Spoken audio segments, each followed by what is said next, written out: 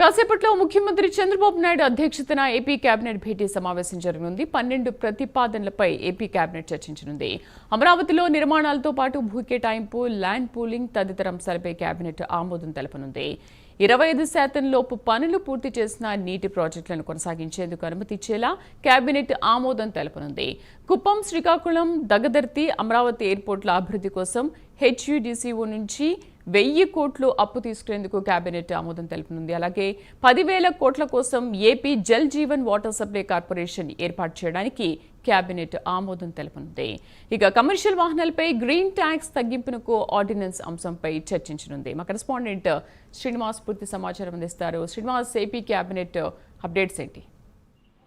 Thank you Sridevi. మరి కాసేపట్లో అంటే ఉదయం 11 గంటల ప్రాంతంలో కూడా ఈరోజు ఆంధ్రప్రదేశ్ రాష్ట్ర కేబినెట్ భేటీ జరగబోతుంది. ముఖ్యమంత్రి చంద్రబాబు నాయుడు అధ్యక్షతన జరిగే ఈ కేబినెట్ భేటీలో కూడా పలు అంశాలపైన కూడా చర్చించి కేబినెట్ ఆమోదం తెలిపే అవకాశం ఉంటుంది. అయితే ఈ రోజు జరిగే కేబినెట్ భేటీలో దాదాపు 12 అంశాలపైన కూడా అజెండాగా కూడా ఏపీ కేబినెట్ లో చర్చించి ఆమోదం తెలిపే అవకాశం ఉంటుంది. ఇందులో కూడా కీలకమైన అంశాలపైన కూడా ఈరోజు కేబినెట్ ఆమోదం తెలిపే అవకాశం ఉంటుంది. ఎమ్మెల్యేలు, ఎమ్మెల్సీలు అలాగే ఐఏఎస్ అధికారులకు సంబంధించి కూడా అమరావతిలో ఇప్పటికే వాళ్ళకు క్వార్టర్స్ నిర్మిస్తారు. 18 టవర్లలో కూడా ఈ ఎమ్మెల్యేలకు, ఎమ్మెల్సీలకు సంబంధించి కూడా వాళ్ళకు క్వార్టర్స్ నిర్మించే నిర్మాణాలు కొనసాగుతున్నాయి. దీనికి సంబంధించి కూడా దాదాపు 432 ఫ్లాట్లకు సంబంధించి కూడా ఇంకా నిధులు అవసరం ఉంది. దీనికి సంబంధించి కూడా దాదాపు 524 కోట్ల రూపాయలు కూడా మంజూరు చేసేందుకు కూడా ప్రభుత్వం ఈరోజు కేబినెట్ చర్చించి ఆమోదం తెలిపే అవకాశం ఉంటుంది. అలాగే అమరావతిలో వివిధ సంస్థల కోసం గతంలో పనిచేసిన ఏదైతే సిఆర్డీ అథారిటీ సమావేశం నిర్ణయించుకున్నారో దానికి సంబంధించి ఈరోజు భూముల కేటాయింపు తదితర అంశాలపై కూడా చర్చించి కేబినెట్ ఆమోదం తెలిపే అవకాశం ఉంటుంది. అలాగే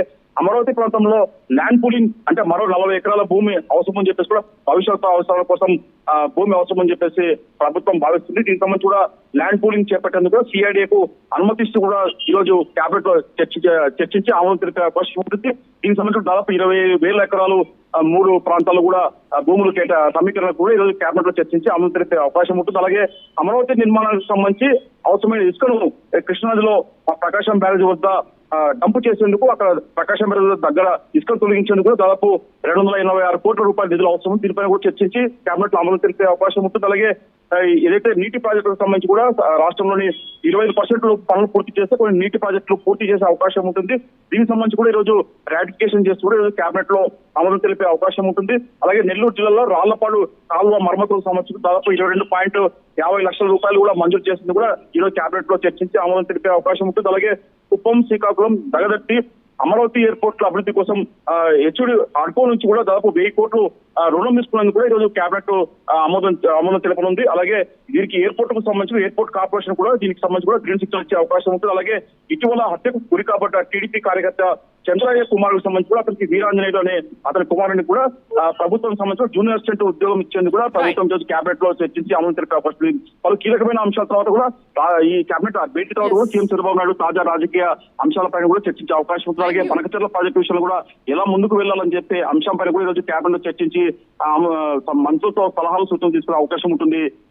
థాంక్యూ శ్రీనివాస్.